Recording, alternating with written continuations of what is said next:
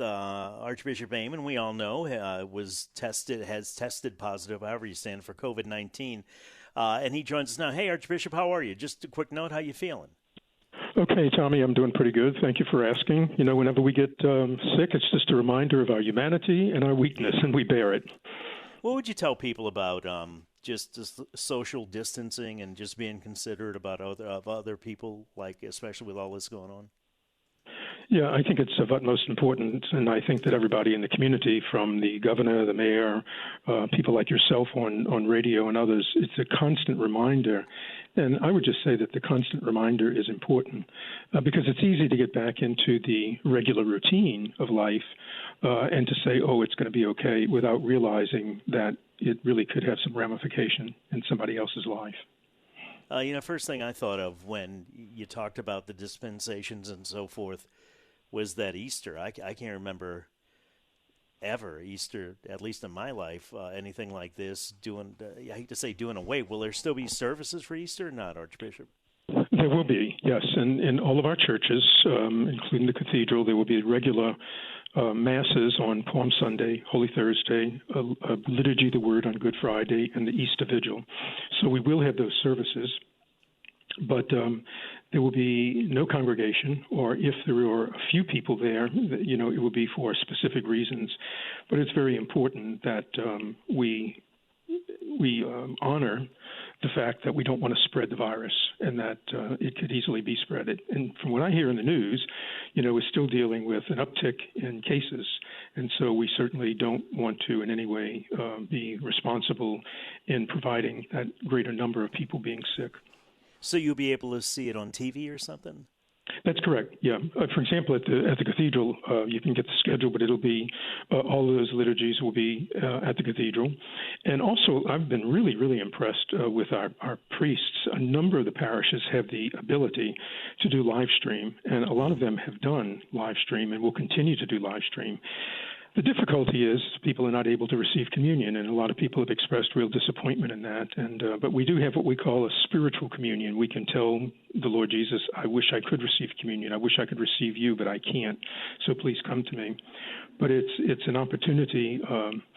No time in my life, or certainly not in recent history, have we ever had a Holy Week where we didn't have public liturgies.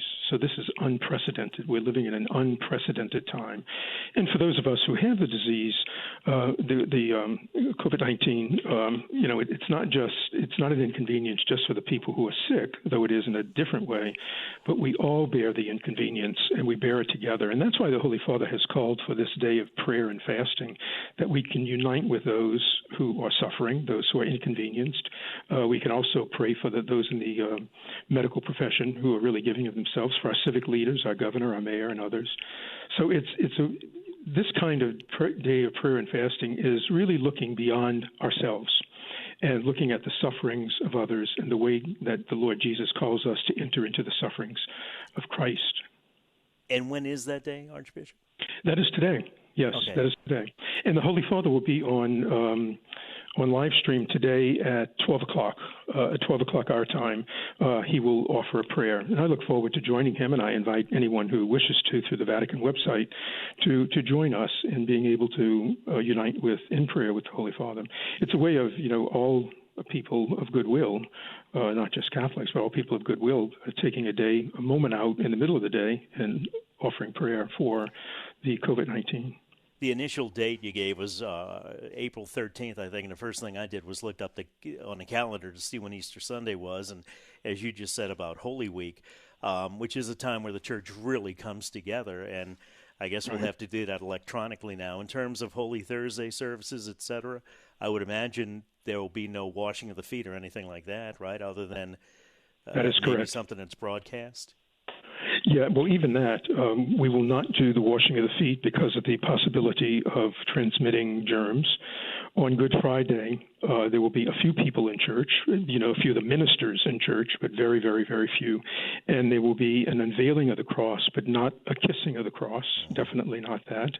And the Palm Sunday will be very, very few people in church, and the palms will be left. The palms that are blessed will be left in the back of church, and people who wish to pick them up at some other time may do so. So this is unprecedented. And I would say for those who are really in love with the liturgy of the church and really see, the God present in all this, this is a great sacrifice. And so we want to bear that sacrifice for any of our own sufferings, but more importantly for, the sufferings of others. In my mind, the over 2,000 people in Louisiana who are suffering, we have to be united with them. We have to embrace their suffering and ask the Lord's healing upon them and upon those who are caring for them, especially in the medical profession. Every Mardi Gras we get the question about alligator being meat or not, right? Which kind of goes to the letter of the law, not necessarily the spirit. Right.